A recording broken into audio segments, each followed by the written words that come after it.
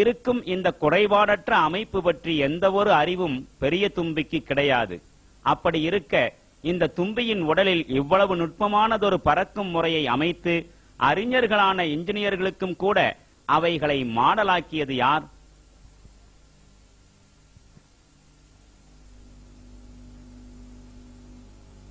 பரிணாமவாதம் என்பது உயிர்களின் எல்லா உண்மைகளையும் இயற்கை மூலம் விளக்க முயற்சி செய்யும் ஒரு சித்தாந்தமாகும். ஆனால் முன்னர் கேட்கப்பட்ட கேள்விகளுக்கு திருப்திகரமான பதில்களை தர இந்த சித்தாந்தத்தினால் முடியவில்லை.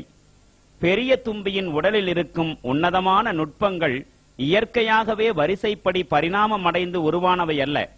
ஏனெனில் இந்த ஜீவியின் வாழ்வில் இந்த அனைத்து நுட்பங்களும் முன்னமேயே பரிபூர்ணமாக நடைபெற்றிருந்தாக வேண்டும். உலகின் முதல் பெரிய தும்பியும் இந்த அத்துணை அற்புத செயல்பாட்டையும் முழுமையாக கொண்டு வாழ்ந்திருப்பதற்கே சாத்தியம் உண்டு. இவைகளின் படிவ அடையாளங்கள் இவ்விஷயத்தை உறுதியாகவே குறிப்பிட்டு சொல்கின்றன. எல்லா அம்சங்களையும் கொண்டே பெரிய தும்பிகள் உருவாக்கப்பட்டதாக படிவங்கள் சுட்டிக்காட்டுகின்றன.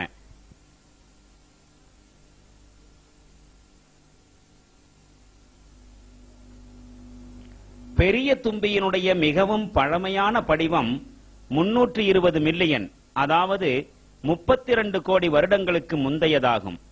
இதற்கு முன்னுள்ள படிவ இடங்களிலும் பெரிய தும்பியுடன் ஒப்பிடும்படியான எந்த ஒரு ஜீவியும் இல்லை. மட்டுமல்ல, தோன்றியதற்கு பின் இதுவரை அதில் ஏதேனும் பரிணாமம் உருவானதாக படிவ ஆதாரங்களும் சுட்டிக்காட்டவில்லை. மிக பழமையான பெரிய தும்பிக்கும் இன்றைய தும்பிக்கும் சிறிதளவு கூட வித்தியாசம் இல்லை. நீங்கள் இங்கே காண்கின்ற 140 மில்லியன், அதாவது 14 கோடி வருடத்திற்கு முந்தைய இந்த படிவத்திற்கும் இன்று காணப்படுகின்ற பெரிய தும்பிக்கும் இடையில் சிறிதும் வித்தியாசமில்லை. இந்த அமைப்புகள் பரிணாமவாதத்தின் அர்த்தமற்ற நிலையை மேலும் ஒருமுறை தெளிவுபடுத்துகிறது. உலகங்களின் அதிபதியான அல்லாஹுதான் அனைத்தையும் படைத்தான். ஒவ்வொரு ஜீவராசியும் அவனது சாட்சி பத்திரங்களாகும்.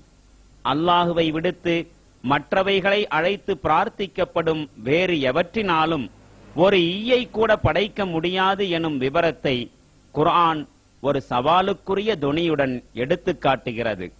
குர்ஆன் கூறுவதை கேளுங்கள்.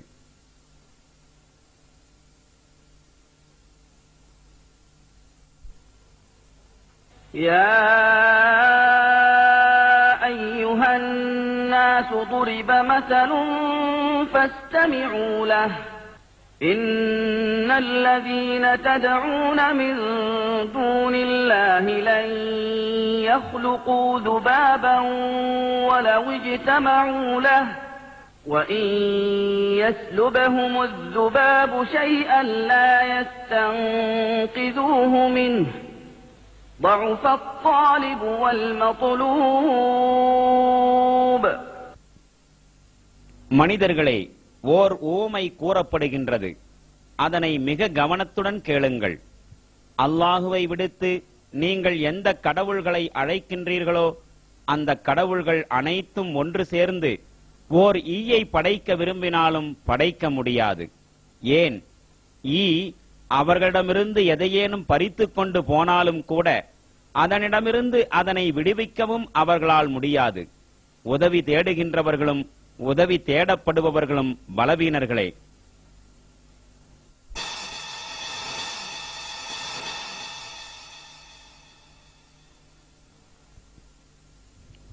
ஜீவராசிகளின் அற்புதங்களில் ஒரு சிலவற்றை மட்டுமே நாம் இங்கே பரிசோதித்து பார்த்துள்ளோம். இயற்கையின் ஒவ்வொரு ஜீவியும் ஒவ்வொரு படைப்புகளும் தெய்வீக சக்திக்கும் தெய்வம் உண்டு என்பதற்குமான ஆதாரங்களேயாகும்.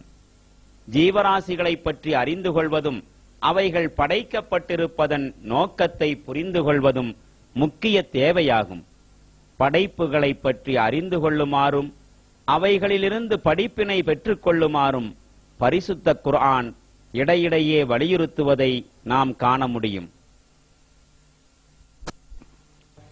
أفلا ينظرون إلى الإبل كيف خلقت وإلى السماء كيف رفعت وإلى الجبال كيف نصبت وإلى الأرض كيف سطحت இம்மக்கள் நம்பிக்கை கொள்ளவில்லையெனில் ஒட்டகங்களை இவர்கள் பார்க்கவில்லையா அவை எவ்வாறு படைக்கப்பட்டுள்ளன என்று? மேலும் வானத்தை பார்க்கவில்லையா அது எவ்வாறு உயர்த்தப்பட்டுள்ளது என்று? மேலும் மலைகளை பார்க்கவில்லையா அவை எவ்வாறு ஊன்றப்பட்டுள்ளன என்று?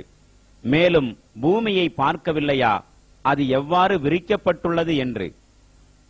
படைக்கப்பட்டுள்ள இந்த பிரபஞ்சத்தின் இயக்கங்களின் மீது கண்ணோட்டமிட்டு படைப்பாளனான இறைவனின் உண்மையை அறிந்து கொண்டவன், இறைவனின் படைப்பாற்றலை புரிந்து ஏற்றுக்கொண்டவன் மன உறுதியுடன் மரணத்திற்கு பிறகு வரும் வாழ்க்கையின் மீழ்ச்சிக்காக காத்திருக்க வேண்டும் என்பதுதான் குர்ஆன் சொல்லுகின்ற செய்தி.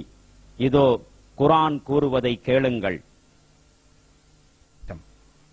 قل سيروا في الأرض فانظروا كيف بدأ الخلق ثم الله ينشئ النشأة الآخرة إن الله على كل شيء قدير. அல்லாஹ் எவ்வாறு முதன்முறையாக படைக்கின்றான் என்பதையும் பிறகு எவ்வாறு அதை மீண்டும் படைக்கின்றான் என்பதையும் அவர்கள் என்றுமே கவனித்ததில்லையா? மீண்டும் படைப்பது எனும் இந்த பணி திண்ணமாக அல்லாஹுவுக்கு எளிதானதாகும். நபியே, இவர்களிடம் கூறும், பூமியில் சுற்றித்திருந்து பாருங்கள் எவ்வாறு அவன் முதன்முறையாக படைத்துள்ளான் என்று. பின்னர் அல்லாஹ் இன்னொரு தடவையும் வாழ்வை நல்குவான். திண்ணமாக அல்லாஹ் ஒவ்வொரு பொருளின் மீதும் பேராற்றல் உள்ளவன். படைக்கப்பட்ட பிரபஞ்சத்திற்கான தெய்வீக வழிகாட்டுதல்களை பற்றியே நாம் இதுவரை தெரிந்து கொண்டோம். பூமியிலே சுதந்திரமாக செயல்படுவதற்குரிய வாய்ப்பு கொடுக்கப்பட்டுள்ளவன்தான் மனிதன். நன்மை செய்து நல்லவனாகவும் தீமை புரிந்து தீயவனாகவும் அவனால் முடியும். இந்த மனிதனுக்கு சுதந்திரம் வழங்கப்பட்டுள்ள துறைகளில் தேவையான வழிகாட்டுதல்களை வழங்கும் ஆற்றலும் தகுதியும் ஜீவராசிகளுக்கு சரியான வழிகாட்டுதல்களை வழங்கியுள்ள சர்வசக்தியுடைய அல்லாஹுக்கு மட்டுமே உரியதாகும். சர்வசக்தியுடைய அல்லாஹு மனிதர்களுக்கு வழங்கியுள்ள வழிகாட்டுதல்களாகும் இவைகள். அவை தூதர்கள் அனைவரும் கற்றுத்தந்த வழிகளும் ஆகும். எனவே இஸ்லாத்தை பற்றி படியுங்கள், இஸ்லாத்தை புரிந்து கொள்ளுங்கள், அதனை ஏற்றுக்கொள்ளுங்கள். இஸ்லாத்தை பற்றி மேலும் தெரிந்து கொள்ள எங்களோடு தொடர்பு கொள்ளுங்கள்.